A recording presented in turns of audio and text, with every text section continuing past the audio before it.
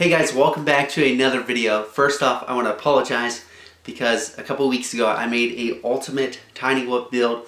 At the end of that video, I told you guys that I was going to make a binding video and also setting this thing up in Betaflight.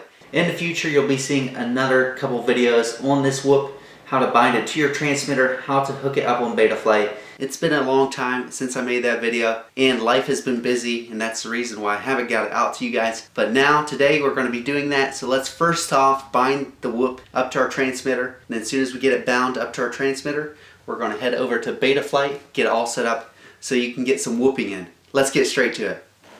So first off, we're going to go ahead and connect to the board. If it's not connecting and you're plugging it in and for some reason it's not connecting to the computer, just use a different cord. Hopefully it will work. As soon as we get connected, we're going to calibrate the accelerometer. Make sure your whoop is on a flat surface, and then that will get calibrated. As soon as we're done with that, we're going to go over to the receiver and we're going to bind the receiver in the whoop to our transmitter. We're going to do that by clicking bind receiver.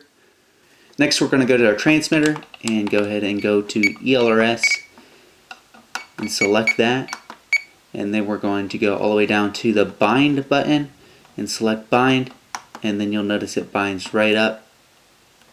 And then you'll just want to make sure that your throttle, yaw, pitch, and roll are all the proper locations. If they aren't, you can go to the channel mapping and select a different one and you'll get the proper one.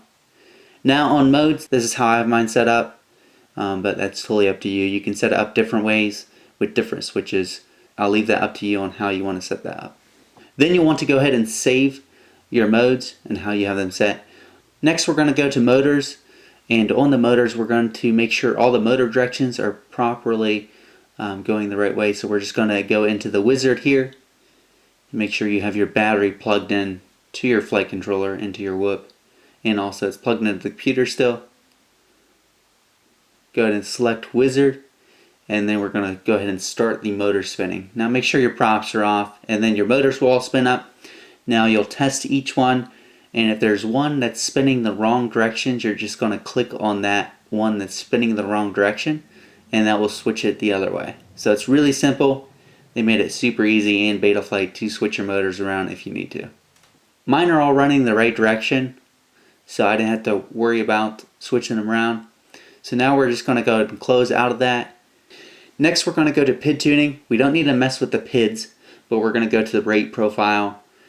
Now, on the rate profile, there's different options you can do. It's not going to be on Betaflight when it comes, but this is how I have mine set up just because this is the rates I'm used to. So you can play around with that and see what you like. A lot of people have personal preferences on their rates, and these are mine, but yours might be completely different. So go ahead and play around with those and you'll get your personal preference on how touchy you want your rates to be. Then all we're going to do is make sure to save your rates. I didn't have to because mine were already in there, and then we're going to go ahead and disconnect and you're all set to go. So thankfully that's not very hard. It's pretty easy to get this thing bound up and ready to go so you can get some whooping in. If yours isn't bound up and ready to go, let me know down in the comments and hopefully I can help you out and get yours bound up if it's causing you issues. Thanks for watching, and if you have any questions, comments, like I said, leave them down in the comments, and we'll see you next time. And next time, hopefully not 3 weeks from now, I'll be posting some flying of this thing. See ya.